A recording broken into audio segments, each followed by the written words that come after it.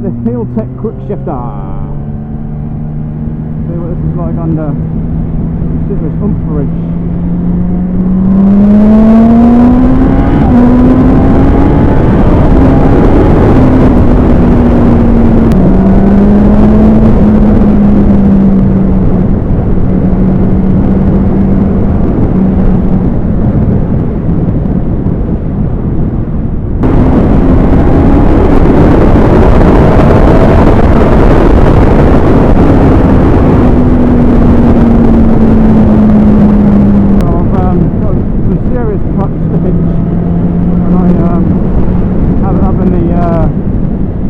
Where it should be, halfway on the down on the clutch cover, and it's slipping really bad, so I've had to move it all the way down.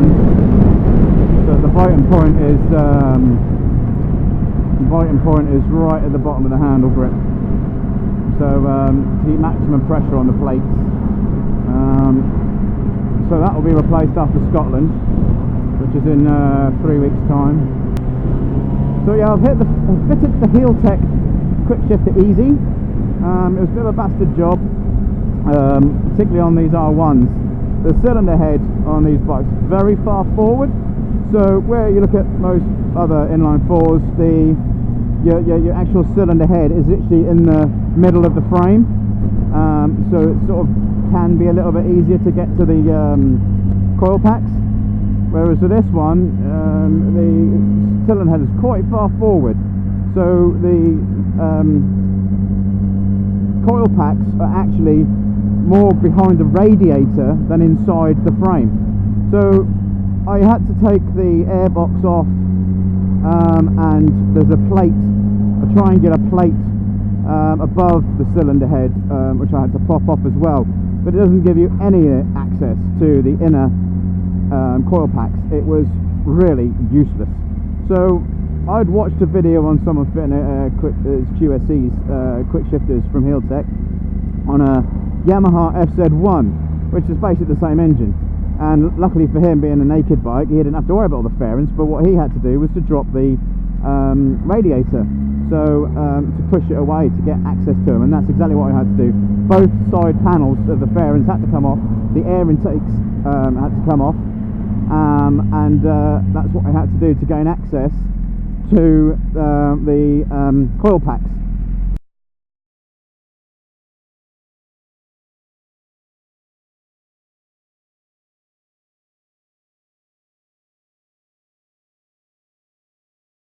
To connect the harness or the loom to the quick shifter.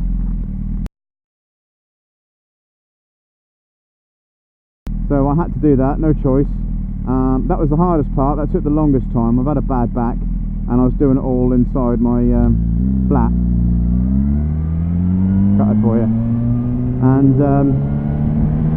as you can see, gear changes are lovely. I followed, I'd watched the video 2 or 3 times, Lamb Chops, when he fitted one of these to his Fireblade, which he no longer has. I might put the link into this video. and it was the easiest one to follow. It made the most sense, and I literally didn't look at the instructions at all to fit this, because I'd watched that 3 times over. So I downloaded the app before it arrived, and then once it arrived, yeah, fitted the coil pack loom thing, which connects to all 4 coil packs, fed it down the side of the engine. The earthing point was different on mine. I was hoping there would be something into the frame. I tried using a earth point on the throttle position sensor, and it didn't work, and I was worried the unit wasn't working. So I just touched the earth on the battery, and it worked. So it was definitely, that wasn't a good earth. Now there's there's 2 pieces that hold the tank on. When you take the little slidey bits off the side of the tank, and these are ones, there's a bolt underneath the slidey panels in order to gain access to lift the tank up. I undid one of them. It's rubber mounted, but it does go straight into the frame. So then what I did was I took that off, put the earth ring on the inside of that, so it was the first thing to touch the frame, and that's what happened. It worked fine. Fed that through underneath the hinge to the tank, fed it through past the battery, and it's now located underneath the rider's seat rather than in the back seat, because I've got locks and stuff under there. I don't want to lose any more space under the seat. So I did that, and then following lamb chops setup on the milliseconds for the higher revs, I did the same. I've automatically chucked it straight down to 55 milliseconds, everything over 10,000 or 7,000 RPM. And at the moment, I've literally, this is the first time I'm riding it. I haven't been able to test it, but so far the 65 millisecond setups for the lower revs is spot on. It's set up to only work above 3,000 and up to 14,000, because obviously a lot of inline 4s only redline to 11.5, 12,000. Obviously this goes to nearly 14,000. So if I set it up to there, up to 55 milliseconds from about 7,000 onwards. This bike I already knew was quite good at going from first to second on a clutchless gear change, just rolling off the throttle. So I'm quite confident this gearbox doesn't mind going through neutral from first to second on a quick shift, clutchless shift with the throttle shut. So now with this system, I don't have to shut the throttle. It should still be okay. Some bikes I've ridden with quick shifters as standard, they've not liked going from first to second. The quick shifter's only been any good from second to sixth. But this seems to like it. But obviously at the same time, I do have a slightly worn clutch, which seems to be a common problem on R1s, which I wasn't aware of. So I've got new oil again, which I replaced the oil when I crashed it 3 months ago. So I'm replacing that oil and the filter, but I'll do all that when I do the clutch, and that will be done when I get back from Scotland, and then tyres will be done when I get back from Scotland. So I've had to work quite hard lately, to a lot of overtime to pay for all this, both the holiday and the impending tyre change. So I'm going to change the pair completely. I haven't decided between S22s or, I know it's only probably 20 odd quid, but go on my original plan, which is the Metzeler M7 RRs. I haven't decided yet.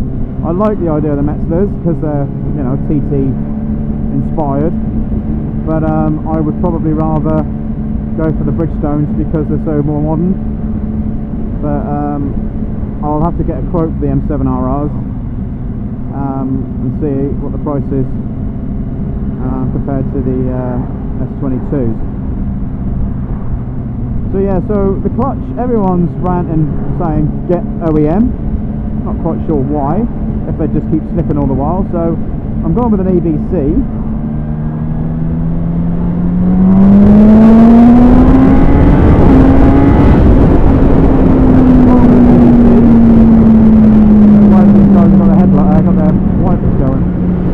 So I'm going with the EBC clutch because they do the heavy duty springs. So hopefully that'll stop stop it from slipping. I was tempted just to get the cork plates, but I've also seen a lot of people do clutch changes on these on YouTube, and most of them the metal plates have burnt out as well. So I need to replace the whole lot. It's about 130 quid. So I'm going to do it myself, save a bit of money. That's why you have to be careful when you